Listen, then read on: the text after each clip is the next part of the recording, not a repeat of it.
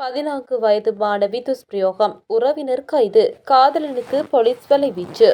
ஸ்லாபம் பகுதியில் தனது தாய் மற்றும் தந்தையுடன் அடிக்கடி தகராறில் ஈடுபட்டு வந்த சிறுமியொருவர் அவரது நடத்தையில் ஏற்பட்ட மாற்றத்திற்கான காரணத்தை கண்டறிய சட்ட வைத்திய அதிகாரியிடம் ஒப்படைக்கப்பட்டார். இதன்போது அவர் ஏற்கனவே 2 வெவ்வேறு சந்தர்ப்பங்களில் துஷ்பிரயோகத்திற்கு உள்ளாக்கப்பட்டுள்ளமை அதிர்ச்சிகரமான முறையில் தெரியவந்துள்ளதாக சிலாபம் போலீசின் சிறுவர் மற்றும் மகளிர் பணியகம் தெரிவித்துள்ளது.